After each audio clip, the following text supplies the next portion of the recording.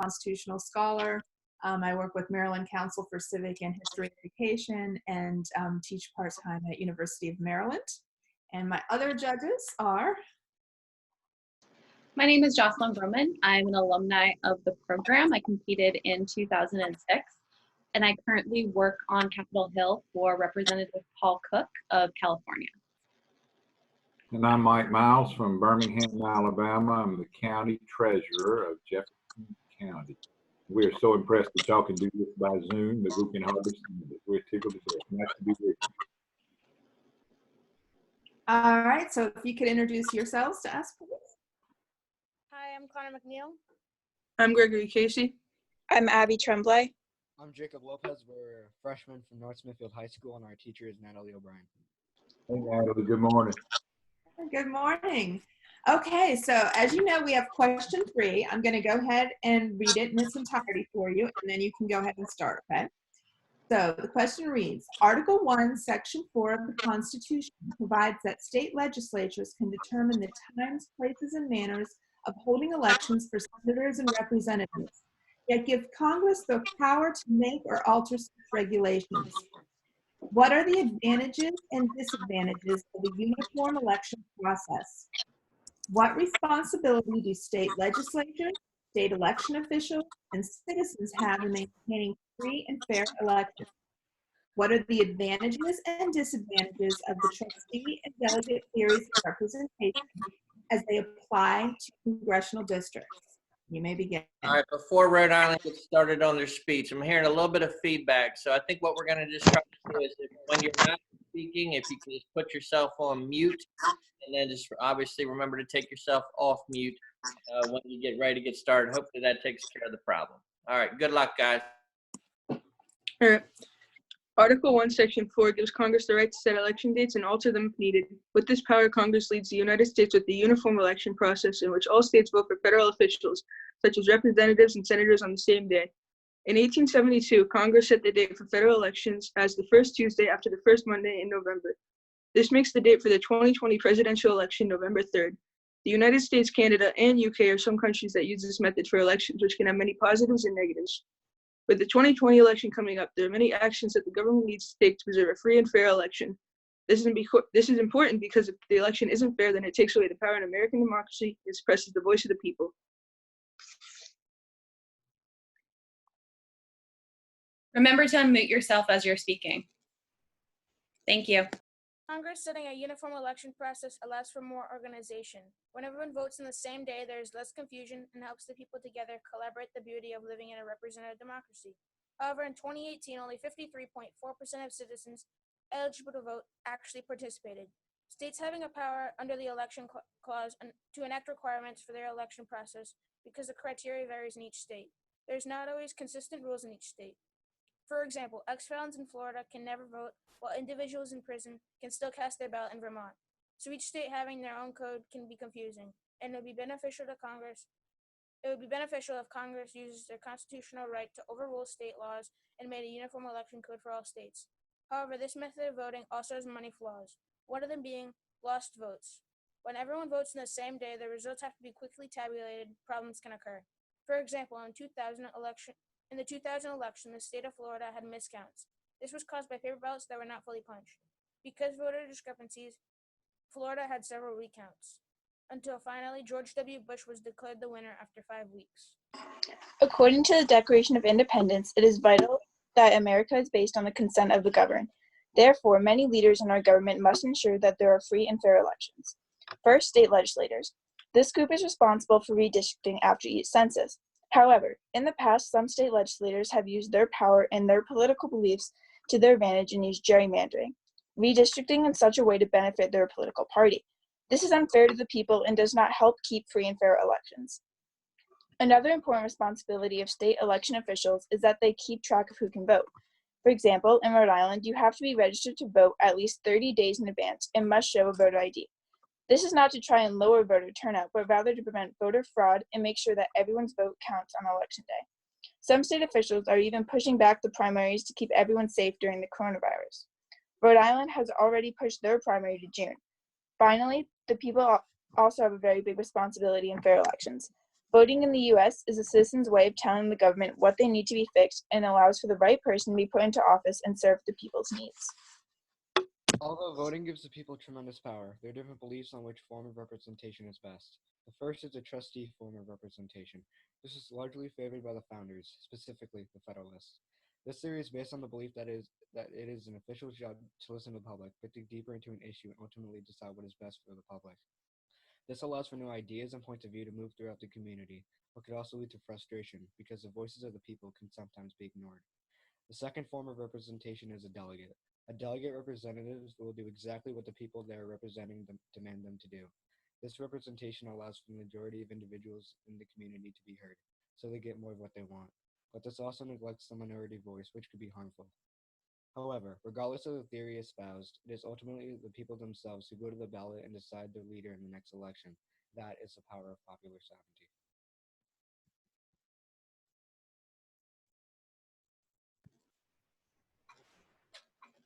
All right. Thank you very much. So you talked about how felons are treated differently in different states in terms of whether or not they can vote. So some are kind of disenfranchised while others aren't. Can you think of any other groups that are still disenfranchised today? Yes, legal resident aliens. They are not a citizen, although they are recorded to be a citizen, technically. So, and they live in America's community, so I believe they should have the right to vote. Also, Native Americans often have a disadvantage when it comes to voting, especially absentee ballots, because which is important in this election in particular, because their talk about having all mail-in ballots. A lot of Native Americans don't have home addresses, or they rely on friends' homes to get their mail shipped to them.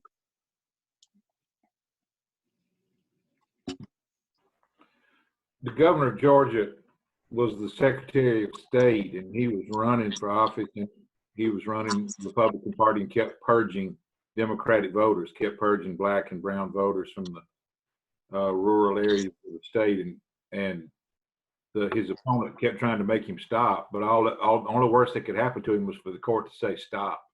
If somebody is found by a court to be trying to suppress vote, trying to disenfranchise voters, trying to disenfranchise groups of voters, should there be some kind of civil penalty? Should a Secretary of State, a probate judge, or someone else be fined if they're found to be suppressing the vote? Yes, I believe that they should be penalized because they're suppressing the voices of the people, and that's their job. Their job is to listen to the voices of the people, and if they're taking away that, then they're taking away their freedom of speech, and that's not fair to any citizen, no matter what their race. I agree with. Go ahead. I agree with Connor. I think that if we're going to have a successful representative democracy, then there must be, everyone's voice must be heard equally. Thank you. So which type of congressperson do you want? Do you want a delegate or do you want a trustee? I would want a trustee because I believe I wouldn't want to overwhelm the public with making decisions for the representative. I believe that we elect a representative for the sole purpose of we can trust them to do what is best for the community.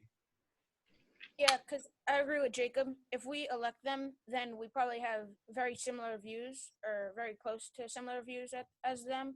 And we need to trust them that even if it's not our idea and they're not listening to what we want, we have to trust them that they're making the best possible decision for our government and for us as a whole. I disagree. I think that a delegate would be better because, well, although some people might be less informed about civil education, a greater population of people would be better than one deciding what people should do. Yet again, in a 51 to 49 percentage difference, then you'd have to go with the majority, and that doesn't seem fair to only go with that extra 1% rather than that 1% that wasn't on the 49% said. That doesn't seem too fair to that nearly half percentage. You brought up gerrymandering in your statement. What do you think would be the best way to try to draw district lines? Personally, there are some states that do this, and I think it's a very good idea. I think by having an independent commission or a not political commission draw the lines, I think it's very beneficial because it's impossible for it to be biased or towards one side because the politics don't necessarily matter to them. Okay. What kind of criteria should that nonpartisan body use to draw the lines? Do you think? Well, for state lines, a way you could get someone from another state to draw them because they're not going to be electing the official for that area. So it might not matter for them to draw that line if they're not going to be living there. And what about, like, should we consider population or neighborhoods or anything like that when we draw congressional districts? I think yes, because there are some very tiny little neighborhoods that can be missed, and you have to be very careful when you draw the lines because everyone needs to get their voice heard, and if you miss that like one little town or one little neighborhood, then that would not be fair to them. I think it's also in the Constitution that the lines in the district should be close to mathematical exactness, but I think that not only should they be close in population, but it should also account for the people living there and how their views have been over time. Chris, have we got time for one more, or are we out of time? You got 6 seconds, so I think you guys are pretty good. So I want to be the first to say nice job, Rhode Island. Nice job. Thank you so much for telling us all this information that you told us today. I really enjoyed your statement. I thought you did a really nice job talking about the differences between the trustee and the delegate model. You brought up a lot of good information about problems with the uniformity, and I like how you brought up the idea of what low voter turnout unfortunately we have, you know, in this country. And I thought, as far as the excuse me, the follow-up questions, you did a really nice job. I like that, Abby, you brought up the idea of an independent commission trying to draw the lines, which I liked that you had sort of thought through how it might work the best to be the least partisan. So it shows that you were sort of thinking through these issues ahead of time before we got here to ask questions. And I just applaud you for doing this today on Zoom, because I know it's tough when you're in the room with everybody there, but I think it's even tougher when everybody's separated. And you have to try to figure out who's going to talk next. And I think you handled it very, very well. So I applaud you for that. Yeah, you guys did a wonderful job. I specifically liked in your statement how you walked us through that second bullet point of saying, like, the state legislature, its main function is the redistricting. State election officials, the main example you gave of like keeping the voter rolls, and like so walking us through that was helpful as well. For my follow-up question, you guys did a great job of like talking about why the trustee is beneficial for you. And then Connor actually answered my second follow-up question before I even asked it, of like, what do you have of district that is 49-51 split? So it just shows that you were already thinking about how that kind of works, and that there could be questions about how that is. So it was just a great understanding. And the idea of having someone outside of state to draw the lines, I kind of like that. That's the first time we've heard that. So I kind of like that idea as well. So great job of your thinking and your creativity of understanding as well. Way outside of the state to draw the lines. That's a good idea. 3 things, Greg. I appreciated the fact that you stuck up for the delegate form of representative, mostly for 2 days. We've gotten that the trustee thing has a lot of merit to it, a lot of virtue to it. And we all wish we had a trustee leader. But yeah, when you're electing a representative to only serve 2 years and represent the views of the folks that send them, somebody's got to stick up for that and say the delegate form has its virtues, and Greg, you did that, and I appreciate that very much.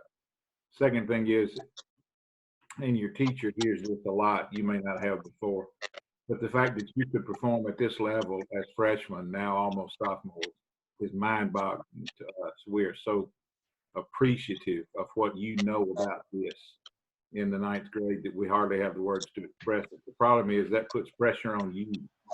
What some people that are in, that have to go here, Francine lecture in college about some of these things you understand now in the 9th grade. And that's wonderful, but it puts a lot of pressure on you because you understand this stuff now, and we're going to look to you to change some of these things. And when you figure out how to make them better, call the 3 of us and we'll come help you do it. Final thing is, Natalie, anybody that's known Chris Kenton 20-something years and still has maintained their sanity is a remarkable human being. But we congratulate you for that very much. And if you would teach us how to do it, we would be more than happy.